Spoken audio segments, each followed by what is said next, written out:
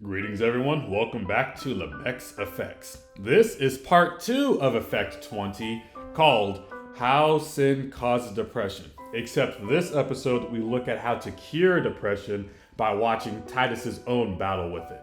But first, like and subscribe and share this with others you think would like topics like this. Now, let us begin.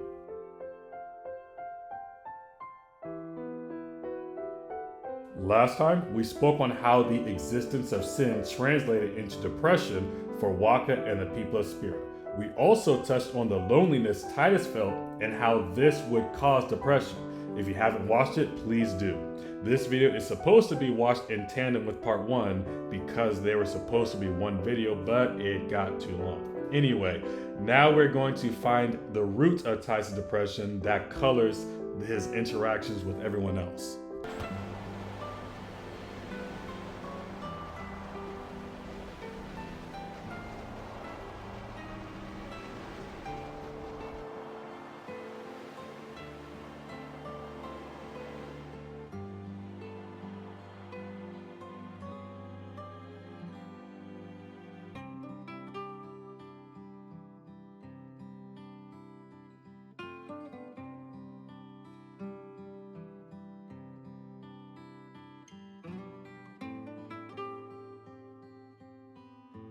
Well, trying to follow in my footsteps, are you?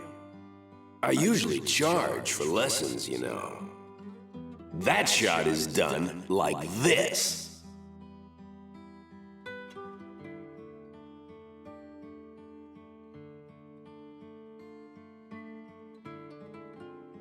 You can't do it, kid. But don't worry, my boy. You're not the only one. No one else can do it. I'm the best.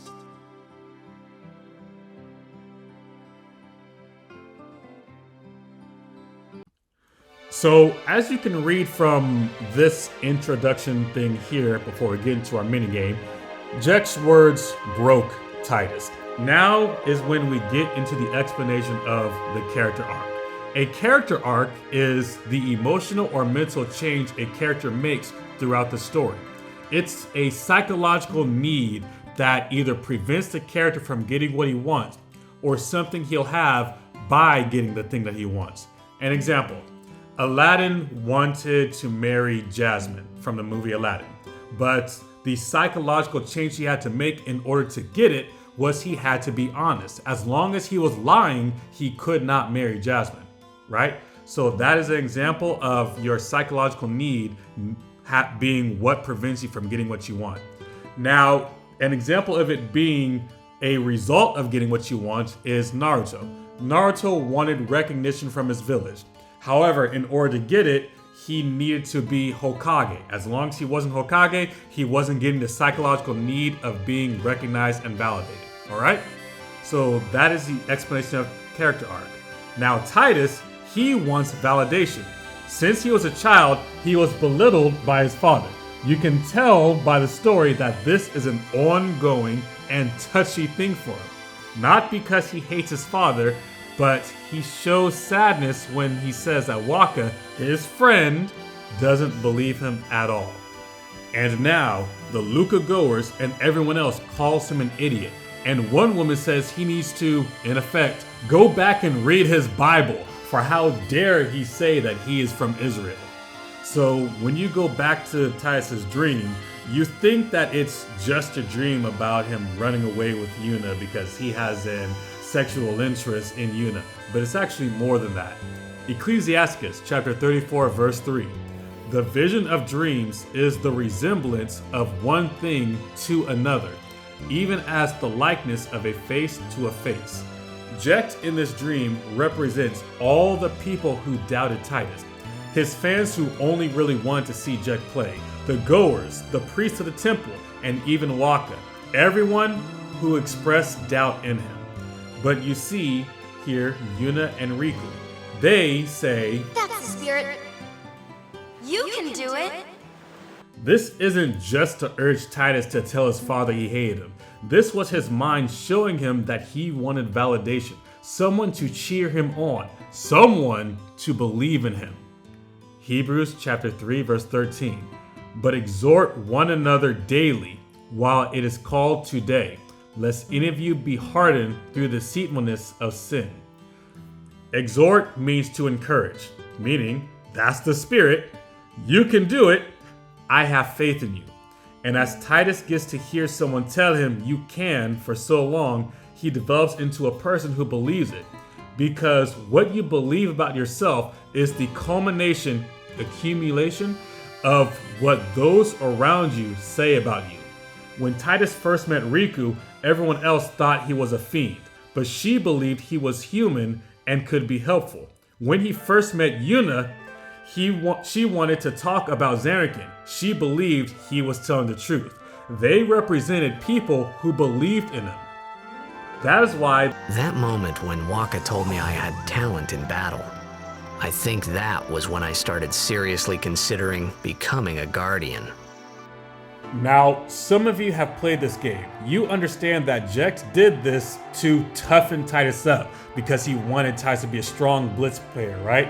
Because Tidus is a crybaby. He'd want Tidus to have thick skin. This is what people call tough love, isn't it? But it's not tough love. It's actually only mental abuse. Looking in Healthline, signs of mental abuse include, but are not limited to, character assassination. In other words, using words like always to describe you to others. Oh, what's the matter? Gonna cry again? Cry. That's the only thing you're good for. Patronizing, like saying, this is beyond the scope of your brain. You can't do it, kid. But, And putting down your interest. well, trying to follow in my footsteps, are you? By contrast, tough love is when you see an addict or an evil person and you keep something from them to get them to stop. For example, hiding cigarettes from an addict no matter how much he cries or says, "Why do you hate me for not letting me smoke?"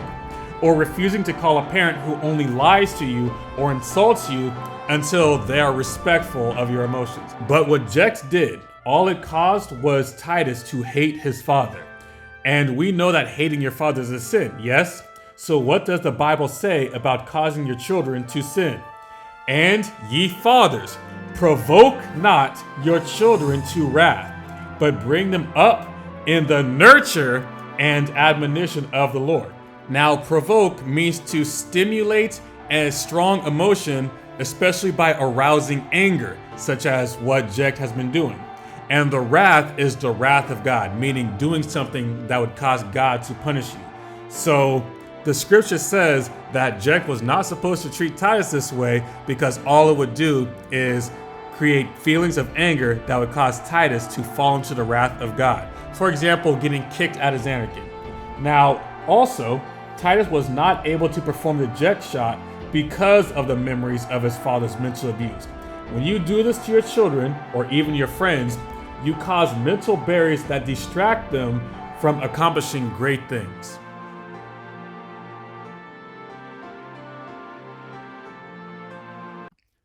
Now, I've spoken on why Tidus is depressed. Now, I'm going to talk about the cure.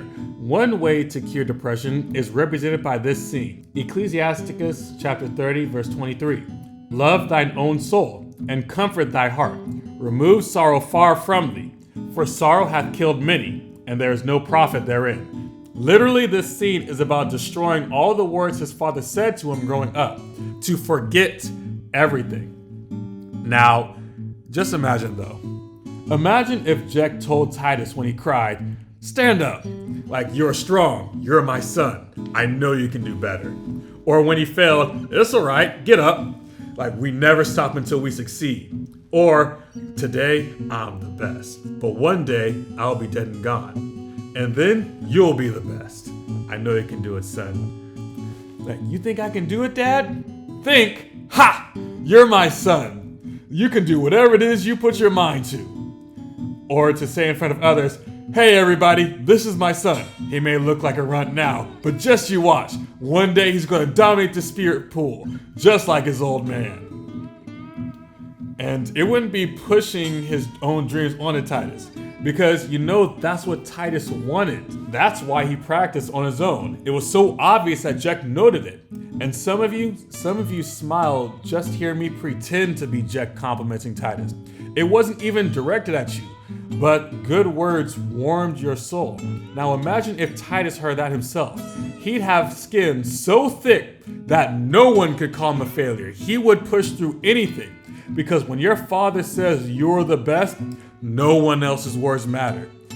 You don't need to tear down your son in order to try to make him stronger. The world has enough people trying to tear him down. But who's going to be there to build him up again?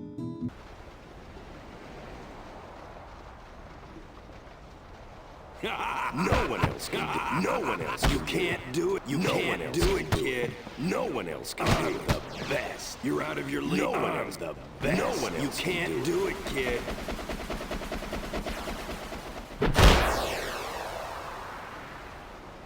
Huh.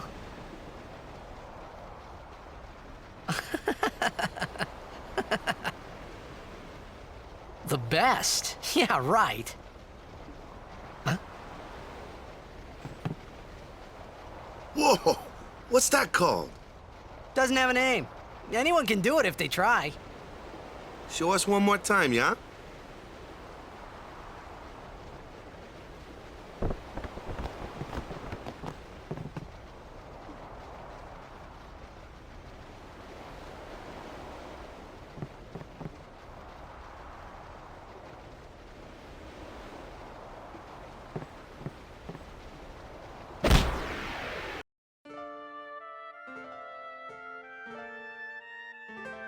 So we know that Tidus needs confidence, that his depression is caused by this lack of confidence, and that the cause is represented in this scripture. Leviticus chapter 19 verses 17 and 18. Thou shalt not hate thy brother in thine heart. Thou shalt in any wise rebuke thy neighbor and not suffer sin upon him. You remember this scripture, right? I've used it before to basically say that you shouldn't hate your people. Obviously, I need this to say that Tidus should not hate his father. But what I really need is the next verse. Verse 18. Thou shalt not avenge nor bear any grudge against the children of thy people, but thou shalt love thy neighbor as thyself. I am the Lord. For those of you who wondered where the greatest two commandments came from, this is where it came from. Anyway, this means of the people of your own race, you should not bear any grudge, meaning you shouldn't hold any hatred. That means someone from your same ethnicity, if he hurts you, you're not supposed to hold on to that hurt. You're supposed to let it go. In short, he shouldn't hate his father. It is a sin to do so. Why? Because he is his father. No, wait, I got a better one. Exodus chapter 20, verse 12. Honor thy father and thy mother, that thy days may be long upon the land which the Lord thy God giveth thee. The breaking of this commandment means you don't live long in the land, meaning this sin got Tidus kicked out of Zanarkand, or in short, hating one's parents got Israel kicked out of Jerusalem, or heaven. So when Yuna talks to Tidus... That was the eject shot, wasn't it?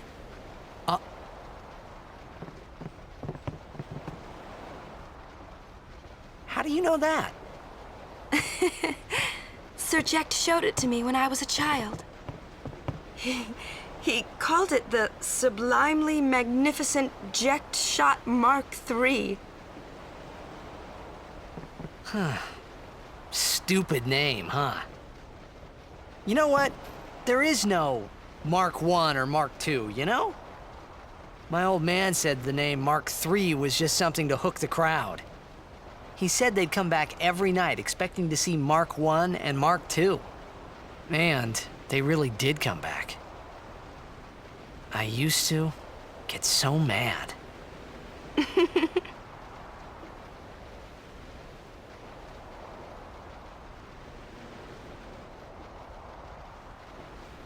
Is he alive, you think? I don't know. But Sir Jack was my father's guardian. So he's famous here, too? Yes.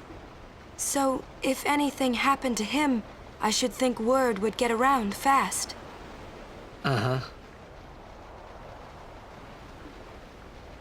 What would you do if you found him? Who knows? I thought he died 10 years ago. Well... I'd probably just smack him one. After everything he put Mom and me through. And because he was famous, I was always... Well, you should know, Yuna. Hmm? Your father's famous too. Everyone in Spira knows him, right? Ain't it tough? It is hard to follow in his footsteps as a summoner. Sure. But the honor of having a father like him surpasses all that, I think. Well, there wasn't much to honor about my old man, that's for sure. You shouldn't say that about your father. I got the right. I guess you do. Ow! Show me that move again. Yo! I didn't think my old man would come to Luca. He never did like watching other people play. But I couldn't help feeling something bad was gonna happen. And these feelings of mine are usually right. Sure, I had told Wakka I'd help him win the tournament, but I wasn't sure I had it in me to play at all anymore. Yuna said that Tidus shouldn't say such things about his father. And true, she is correct. Ecclesiasticus chapter 3 and verse 10. Glory not in the dishonor of thy father, for thy father's dishonor is no glory unto thee. And Yuna said as much. Letting go of the hatred of his father would help him because hating his father is hating himself. But other than that, I like that Yuna gives him no pushback. In a world where everyone calls Tidus crazy or sick or wrong, Yuna says, I guess you're right. She came from a world where she has every reason to honor her father, and most people project their own beliefs onto others, like trying to project theirs onto Tidus, and say, because my father was honorable, you must honor yours the way I honor mine. But she admitted that she only knew Jecht for a very short amount of time. So he does have every right to speak a certain way because those are his experiences. What he knows is not what she knows. She has no idea what he's going through. Proverbs chapter 14 verse 10. The heart knoweth his own bitterness, and a stranger doth not intermeddle in his joy. In short, Yuna is not with Tidus every day. Again, she doesn't know what he's been through. So as far as trying to heal him of his trauma, she can't intermeddle with or put herself into what makes him happy because she doesn't know what he lost that made him unhappy. So how can she speak on his life? How can she tell him who Jecht is? Yuna literally is everything Tidus wanted in a friend. In fact, she may be his first friend. You notice how he smiles every time he's around someone, but he's miserable the entire time? Like in Proverbs 14 and 13, even in laughter, the heart is sorrowful, and the end of the mirth is heaviness. Even while cheering people on and smiling, Tidus was sad because he was lonely. And after others stopped looking at him, he was able to cry in peace because he was holding on to that sadness the entire time. Wakka would think he's Tidus' friend because they travel together and fight together and laugh together. But these things don't make Wakka Tidus' friend. Ecclesiasticus chapter 37 and 1. Every friend saith, I am his friend also, but there is a friend which is only a friend in name. Wakka would say, I'm your friend because I found you on the beach of Besaid and took you with us, but that doesn't make him your friend. It makes him a friend only in name. Makes you a friend nominally, right? But finding out what your friend needs and getting it for him to complete that character arc, that's what makes someone Tidus' friend. And people like Tidus explicitly show what it is that they want from their friends. How? Matthew chapter 7 verse 12. Therefore all things whatsoever ye would that men should do to you, do ye even so to them. For this is the law and the prophets. Do what others what you want them to do to you. So when Wakka doubted that he could win the tournament, what did Tidus say? No. If I say, what's our goal? You say, victory! When you play in a blitzball tournament, you play to win. Victory? You're serious? And when he first met Yuna, Do you think I can become High Summoner? every chance Tidus got, he cheered everyone else on. He told them they could do it. And if he could, he would help them do it. He would do whatever it took to encourage them, just as he wished someone would do for him. Let's give them all we got! So when Yuna finally expresses that she trusts him enough to make him a guardian, and not only does she trust him enough to make him a guardian, she trusts that Xanarkand is real. She believes that he's not just some sick man with some sick dreams. In other words, Yuna became a breath of life for Tidus. Proverbs chapter 13 verse 12. Hope deferred maketh the heart sick, but when the desire cometh, it is a tree of life. So some thought that Tidus only liked Yuna because she was pretty. But this is a time he actually started to develop feelings for her. Because ever since he's been in Spira, everyone was against him. Even his friends were against him. But Yuna, she believes in him. Imagine a woman like that, who says, when no one believes in you, I do. When everyone is against you, I'll stand by you. When you don't even believe in yourself, I'll believe in you.